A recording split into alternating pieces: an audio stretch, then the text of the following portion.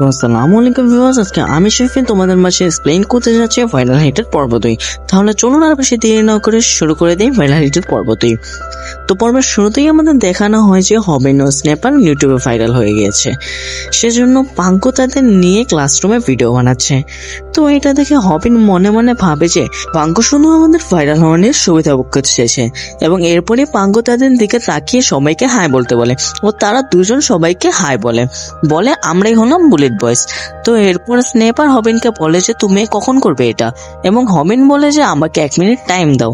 আর এতক্ষণে পাঙ্কু তার ভিউয়ার্সদেরকে বলতে থাকে যে আজ আমার ভিডিও থেকে এক লাকি সাবস্ক্রাইবার এক ব্র্যান্ড নিউ পিসি গিফট পাবে, এবং এটা বলার সাথে সাথেই হবিন বলতে থাকে যে ও সম্পূর্ণ মিথ্যা কথা বলছে, আসলে ওইগুলোর কিচ্ছুই দেবে না, ও এগুলো শুধু তার লাইক ও সাবস্ক্রাইবার বাড়ানোর জন্য বলছে। এছাড়াও ও শুধু ক্যামেরার সামনেই ভালো মানুষ হয়ে থাকে, আসলে সে অনেক খারাপ ছেলে। এটা বলেই হবিন তার জামা খুলে তার শরীরে থাকা মারের দাগগুলো দেখায় ও বলে যে এগুলো সব পাঙ্গুই করেছে এবং এগুলোর জন্য পাঙ্গুই দেয়।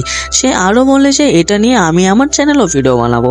সে মনে মনে ভাবতে থাকে যে আমি এতদিন এমনি মার খেতাম, তবে এখন আমি এর বিনিময়ে টাকা তো পাবো। আর তাদেরই দৃশ্য বাহির থেকে সকল স্টুডেন্টরাই দেখছিল, এবং তখন ক্লাসের সামনে দিয়ে এক হলুদ জ্যাকেট পরা মেয়ে যাচ্ছিল, যে কিনা এগুলো দেখে একদম থমকে যায় এবং দেখতে শুরু করে। এর মাঝে স্নেপার স্টুডেন্টদের মাঝে ঢুকে পড়ে এবং একটু পরেই পাঙ্গু হবিনকে বলে যে তুমি এগুলো কি বলছো, আমার ফোনে চার্জ শেষ হওয়ার কারণে অনেক আগেই তো লাইভ স্ট্রিমিং বন্ধ হয়ে গিয়েছে। যা শুনে হবিন স্নেপার একদম চমকে যায়, এবং স্নেপার সাথে সাথেই তার ফোন দিয়ে লাইভ স্ট্রিমিং শুরু করে এবং পাঙ্গু হবিনকে মারতে থাকে। আর এগুলো পাঙ্গুর সকল ভিউয়ার্সটাই দেখতে পাচ্ছিল, তাই তার সকল ভিউয়ার্সটা হবিনের চ্যানেলে আসতে শুরু করে এবং তাদের সাবস্ক্রাইবারও বাড়তে শুরু করে। আর স্নেপার মনে মনে বলে যে পাঙ্গু আমরা কি এতটাই বোকা যে কোনো প্ল্যান ছাড়াই তোমার সাথে লড়াই করবো, কিন্তু তুমি শুধু একটু টিকে থাকো। তো এরপর হবিন মনে মনে ভাবে যে সবার এগুলো দেখতে ভালোই লাগে, তবে আমার অনেক টাকা ইনকাম করা লাগবে, তাই আমার ভিডিও ভাইরাল করতে হবে। সে আবার পাঙ্গুর বিরুদ্ধে রুখে দাঁড়ায়, যা দেখে পাঙ্গু আরো রেগে যায় এবং স্নেপার মনে মনে বলে যে সে এখন আরো মার খাবে, সে এত সাহসী হলো কবে। আর হবিন মনে মনে ভাবে যে কেউ আমাদের থামাতে আসছে না কেন, সবাই তো শুধু পাথরের মতো দাঁড়িয়ে আছে। সে আরো ভাবে যে পাঙ্গু আমার থেকে অনেক বড় ও শক্তিশালী, আমি ওর সাথে একদমই পারবো না, তাই এখন কি আমি তার কাছে ক্ষমা চেয়ে নেব। আর একটু পরে পাঙ্গু তাকে বলে যে তুমি সর্বদাই একটু আগে চলো, তাই তোমার মার ক্যান্সার হয়েছে। যা শুনে হবিন আর সহ্য করে না, সে মনে মনে বলে যে এর আগেও পাঙ্গু আমার মাকে নিয়ে অনেক কথা বলেছে। যা ভেবে হবিন একদম রেগে গিয়ে তাকে আক্রমণ করে এবং সবাই এটা দেখে একদম অবাক হয়ে যায়, তবে হবিন পাঙ্গুর কিছুই করতে পারে না। পাঙ্গু এটা দেখে বলে যে ছেলেটার অনেক বার বেড়ে গিয়েছে, দাঁড়াও আমি তোমাকে তোমার মার কাছেই পাঠাচ্ছি। এটা বলেই সে তাকে মারতে শুরু করে, যা দেখে সবাই হাসাহাসি করে, এমনকি লাইভ স্ট্রিমিং এও সবাই হাসাহাসি করতে থাকে। তো এরপর হবিন বলে যে ওয়েট ডিফারেন্সের ফলে মারামারি করাটা যে এতটা কঠিন তা আমি আগে জানতাম না, আসলে রিয়েল ফ্রেন্ডগুলো যে এমন হয়ে থাকে তা আমি একদমই জানতাম না, তাহলে এভাবে কি এটা শেষ হলো? তখনই পাঙ্গু তার সামনে চলে আসে এবং বলে যে এখন শেষ নয়, বরং এখন লড়াই শুরু হলো। এটা বলে পাঙ্গু যখনই হবিনকে মারতে যাবে ঠিক তখনই এক ছেলে তাকে বলে যে এই তোমরা কি থামবে। এটা শুনে পাঙ্গু একদমই রেগে যায় এবং বলে যে কে বললো এটা। আর এই সময় সেই ছেলেটা মুখ তুলে তার দিকে তাকালে পাঙ্গু তাকে এক নজর চিনে ফেলে। আসলে এই ছেলেটা হচ্ছে এমএম এর টপ রাইজিং স্টার। আর পাঙ্গু এটা দেখে একদম ভয় পেয়ে যায় এবং বলে সরি আমি চলে যাচ্ছি, তুমি রাগ করো না। আর এই সিনে আমরা এই ছেলেটার নাম জানতে পারি মুনসিয়ং। তো মুনসিয়ং বলে যে আমি এখন আবার ঘুমোতে যাচ্ছি। যা শুনে তাদের পুরো ক্লাসের সবাই একদম চমকে যায়, এমনকি হবিনও একদম চমকে যায়। ও মনে মনে বলতে থাকে যে এই ছেলেটার মধ্যে আসলে কি আছে যার এই কোটা কথায় পুরো ক্লাসের সবাই ভয় পেয়ে গেল। দেখা যাচ্ছে পাঙ্গু ক্লাস থেকে চলে যায় এবং স্নেপার হবিনের কাছে এসে বলে যে তুমি তো আজ ভালোই মার খেলে, তবে তোমার মার খেয়ে ভালোই হলো, কারণ তুমি এর ফলে অনেক সাবস্ক্রাইবার পেয়ে গিয়েছো। তো এরপর রাতে আমাদের পাঙ্গুর বাড়ি দেখানো হয়, যেখানে পাঙ্গু বসে বসে ভাবছিল যে যাক আজকে অনেক ভালোই হলো, কারণ যদি আমার ফোনের চার্জ না শেষ হতো তাহলে সবাই তার কথা লাইভ স্ট্রিমিংয়ে শুনে ফেলতো। এবং এটা ভাবতে ভাবতে যখনই পাঙ্গু তার ফোন খোলে তখন দেখতে পায় যে অনেকেই তাকে মেসেজ দিয়েছে, আর এই সকল মেসেজই ছিল তাকে নিয়ে করা ব্যাড মেসেজ। তো কিছুক্ষণ পরেই সে তার ফোনে এক জিনিস দেখতে পায়, যা দেখে সে একদম চমকে যায়। আর অন্যদিকে আমরা হবিনের বাড়ি দেখতে পাই, যে কিনা তার বাড়িতে গোসল করছিল। তো এখানে সে মনে মনে ভাবছিল যে আমি কোনো শিকারী নই, বরং আমি এক শিকার, আর আমি কখনো কোনো শিকার হতে চাই না, কিন্তু সবাই আমাকে শিকার বানিয়ে ফেলে। তবে এখন আমি অনেকটাই কুল, কারণ আমি পাঙ্কুকে একদম সঠিক জায়গাতেই আক্রমণ করতে পেরেছি। ও যখন আমাকে মারছিল তখন আমি সেই ভিডিওটা ইউটিউবে আপলোড করে দিয়েছি এবং সেই ভিডিওটা একদম ভাইরাল হয়ে গিয়েছে। তো এরপর পাঙ্কু তার বাড়িতে এর জন্য তার ক্যামেরাম্যানকে লাইভ স্ট্রিমিং করতে বলে এবং লাইভ স্ট্রিমিং শুরু হওয়ার সাথে সাথেই সে সবার কাছে ক্ষমা চেতে থাকে। তো ক্ষমা চাওয়া শেষ হলে সে মনে করে যে তার ক্যামেরাম্যান লাইভ স্ট্রিমিং বন্ধ করে দিয়েছে, তাই সে তার ক্যামেরাম্যানকে বলতে থাকে যে এখন আমার বুকে ভিউয়ার্সরা আবার আমাকে ভালোবাসা শুরু করবে। তবে সেই কথা তার সকল সাবস্ক্রাইবাররা শুনতে পারে এবং সাথে সাথেই তাকে আনসাবস্ক্রাইব করতে থাকে, আর সবাই তার মিথ্যা ভিডিও সম্পর্কেও জানতে পারে। তো আমরা দেখতে পাই যে এখন আর কেউ তাকে পাত্তা দেয় না। তো এখানে দেখতে পাই যে ভাগ্য একদম নিচে নেমে গিয়েছে ও হবিন আস্তে আস্তে করে ইউটিউবে সফল হচ্ছে। তো হবিন মনে মনে বলে যে এখন থেকে আমি আর ইউটিউবে হাল ছাড়বো না। তো এরপর আমরা দেখতে পাই যে হবিন ও স্ন্যাপার এক জায়গায় বসে আছে। ওই স্ন্যাপার তাকে বলছে যে আসলে ভিউজ থেকে তেমন ইনকাম করা যায় না, ইনকামের মূল উৎস হলো অ্যাড, আর বেশি অ্যাডের জন্য তোমার ভিডিওর ডিউরেশনও আরও বড় হওয়া রাখবে। কিন্তু তুমি তো 1 মিনিট মার খেয়েই পড়ে থাকো, তোমার ভিডিওর লেন্থ অন্তত 3 মিনিট হওয়া প্রয়োজন, আর তুমি যদি এটা না করতে পারো তাহলে তোমার ইউটিউবিং করাই লাগবে না।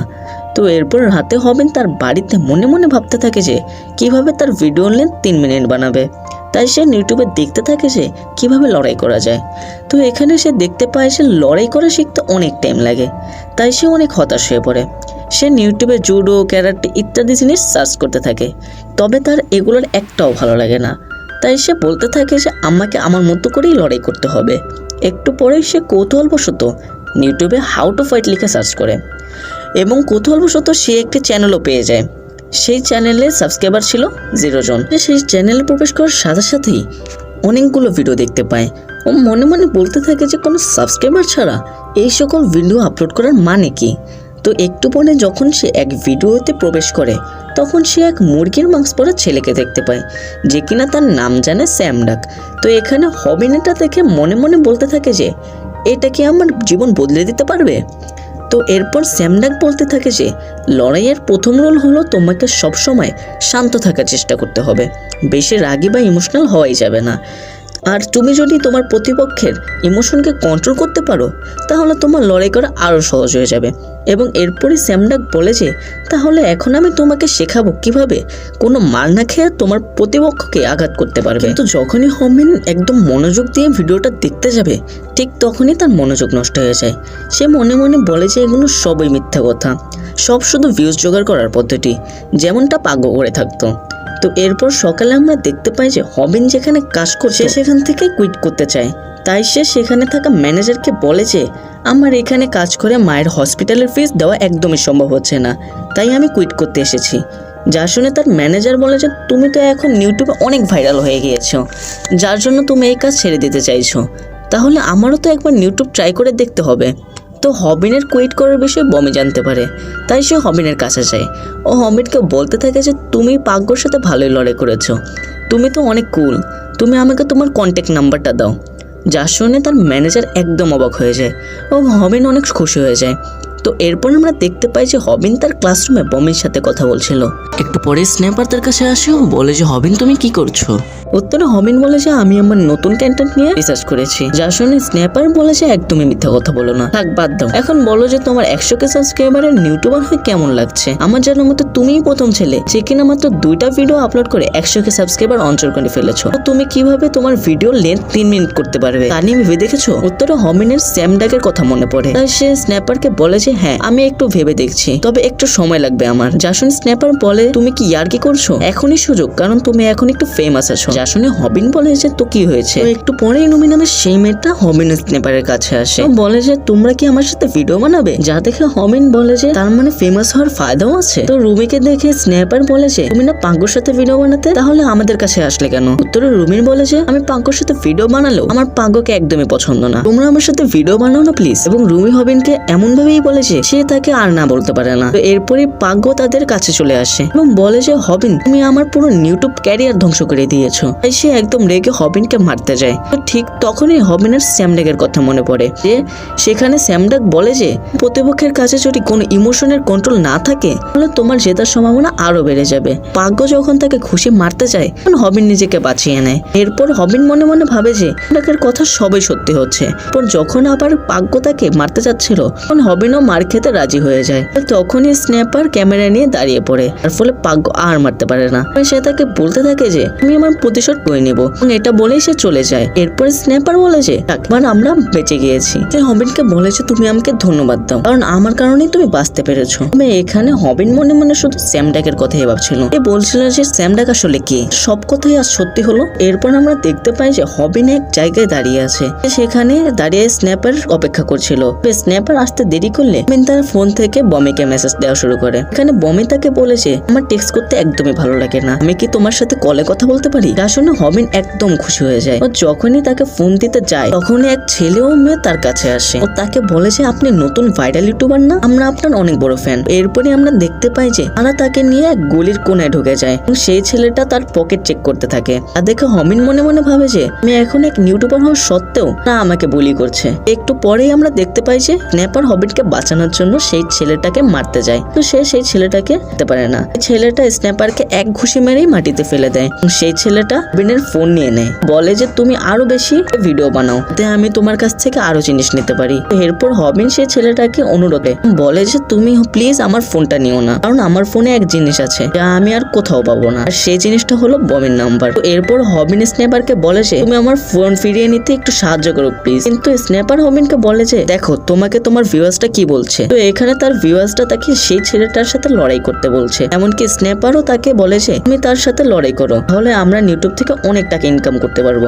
যা শুনে হবিন তার লাইভ স্ট্রিমিং এ বলতে থাকে যে আপনাদের সবাইকে আমার ভাইরাল হিটের লাইভ স্ট্রিমিং এ স্বাগতম। এভাবেই তাদের চ্যানেলের তৃতীয় ভিডিও শুরু হয় ও এই এপিসোড এখানেই শেষ হয়। তো আশা করি আপনাদের কাছে এই এপিসোডটা ভালো লেগেছে। আজকের জন্য আল্লাহ হাফেজ, দেখা হবে পরের ভিডিওতে।